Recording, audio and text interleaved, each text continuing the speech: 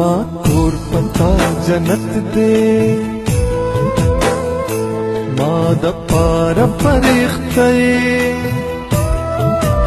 بسم الله الرحمن الرحیم. قدرمنو اوریدونکو پښتنو السلام علیکم. امیر عباس تاسو ته یو پیر بیا په پروګرام کې هرکلی کوي. قدرمنو دا وخت مونږه په ګمبدآباد سنګینا کې موجود یو داسې انسان سره ستاسو ملاقات کوو چې هغه په دې ننني وخت کې زه نه منم چې یار داسې خلک به لا هم په دې دنیا کې هغه داسې یو قرباني ورکړې ده د خپلې مور دپاره چې هغه د ستاینې وړ ده. او د هغه انسان سره به مونږ ستاسو ملاقات کوو چې هغه انسان څوک دی او څنګه قرباني ورکړې ده. نو راځئ د هغو سره ملاقات وکړو او ورشو خبرې اترې.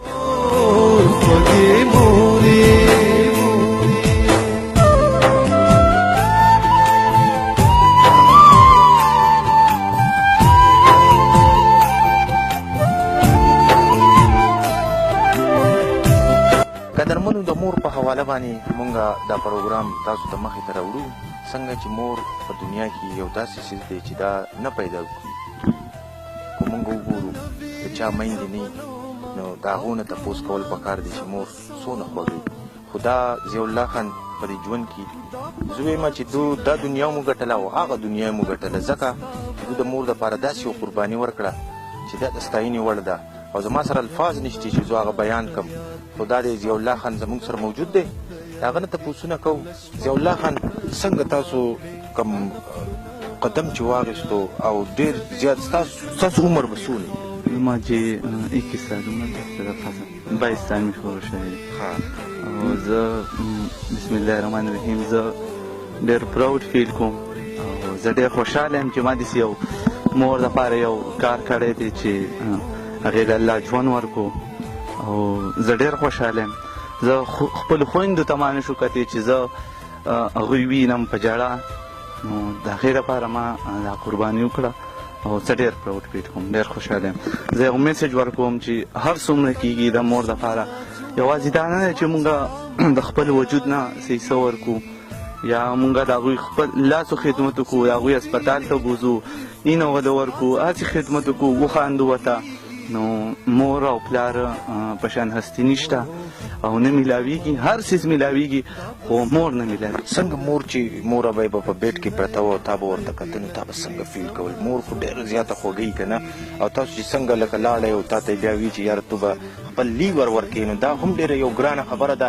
زه وایم چې داسې خلک هم شته په دې دنیا کې چې هغه ډېر زیات بدقسمته وي چې هغه د مور او پلار نه ازارمن وي ازار ترې اخلي. نو تا خو یو داسې کار وکړو چې دا خو لکه په دې دنیا کې زه وایم چې نشي کېدی چې په 21 سال عمر کې تا د خپل زندګۍ نه لاس انځلی و. نو هسې تاسو د خپلو قدرمنو ته دا خبره وکړه چې یاره تا ته هسې څنګه یارېدې که نه یارېدې؟ نه زه یارېدم خو بلکل نه. چې ما ته ښکارېده مخکې چې انشاءالله زما مور له به الله صحت ورکړي او یو ښه کار دی. او خدای مکه زه مړ شم خو یو میسج به لاړ شي دنیا ته چې مور سره خدمت وکړئ. او ما ته پته وه پېښور کې مونږ ته ویلي چې ستاسو د مور لیور افیکټډ ده هغې کې مسله ده. نو منټلي ما ځان تیار کړی زما نور وروڼه مو خویندې مې هغوی وی چې نه که داسې څه مسله راغله نو مونږ به ورکوو. خو زه منټلي تیار وم. بل زما د زړه خواهش و چې زه څه وکړم د خپلې مور پلار دپاره. او بس الله پاک په ما باندې ورحمېدو او ما له دا سعادت راکړو. زه ډېر زیات د الله شکر ادا کوم چې الله پاک داسې له ماله راکړه او زه یې غوره کړم د دې لپاره چې د مور خدمت وکړم. موره به یې ته پته ده که نه؟ نه هغې ته خو پته نشته. اوسه پورې ورته پته نشته چې زما بچي دونه یو غټ قدم اخیستی دی؟ نه جناب ته پته. تاسو ورته ویلي څه دي چې دا څه چل شوی دی که نه؟ هغه خو به دونه پینډکس درد به ما باندې راتلو. نو هغوی ته مې ویلي دي چې زما او د هغې کوم ګروپ چې و پازیټیو نو دا یو ګروپ و او هغې له ما لکه اینه ورکړې ده. اینه هم ورته څه نه دي کړي. ډېره مهرباني. قدرمنو تاسو د ضیاءالله خان خبرې واورېدې. یقینا زه ډېر زیات خوشحاله یم. زه وایم چې دوی ته څونه لکه دا پروګرام چې څونه قدرمن ګوري څونه شیر کولی شي او څونه خلکو ته ورپرورټ کولی شي. نو یقینا دا یو صدقه جاریه ده چې خلک وګوري او ویني چې آیا داسې بچي هم په دنیا کې شته. ډېره مهرباني. خوږې مورې د ضیاء الله خان والد صاحب موجود دی، د هغو سره به خبرې اترې کوو د ضیاء الله په حواله باندې چې هغه آیا هغه څونه غټه قرباني ورکړې ده. حاجي څنګه چې ضیاء الله کومه قرباني ورکړې ده دې په حواله تاسو د خلکو ته خبرې اترې کوئ.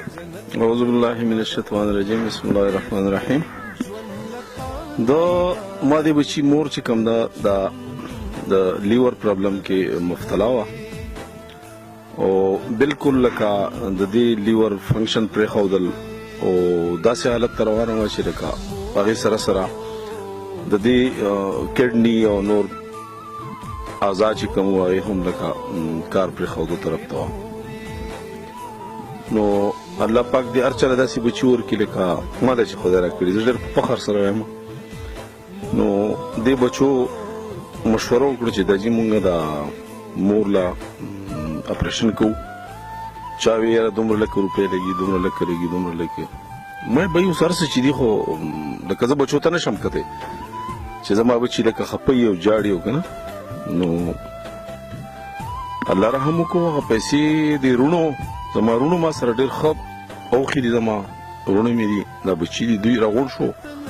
پیسې الله پاک په زیات نه زیات زما خیال دی چې 3 غنټو کې څومره چې د هغې هغه لیمټ و 55 میلیون एकदम داخلول و بیا مزید چې کوم دی نو خو وروستی خبره وه.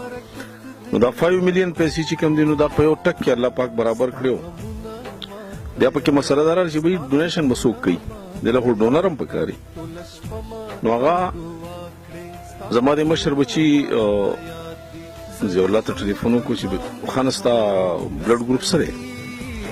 ده ورته وایي چې زما بلډ ګروپ چې کوم دی نو دا او پازیټیو دی. بیا پکې نور څه خبره نه وه. هغه ورته وایي چې بھائی شاباسي ګاډي ته خېجو ځان راورسو. نو دا زما کشر و دی نصیب رحمان، هغه دې ګاډي کې کېناوه او هلته یې راورسولو. لنډه دا چې الله تعالی هر څه برابر کړل، د دوی ګروپ هر څه د ده لیور دومره سټرانګ و الحمدلله چې د هغې په کار کېدو. نو بس د قرباني ورکړله او الله پاک د دوی هغه مور دغه دی ښه ټیک ټاک ده، شکر الحمدلله ګرځي را ګرځي. مونږ پې خوشحاله یو، د خلک هم ټول خوشحاله دی. الله پاک دې هر چاله داسې الواد ورکړي، تابعدار او دغه زه دا دعا کوم. او ډېر ملګري داسې دي چې هغوی د پیسو د وجې نه دا پلانس نه کوي د لیورو.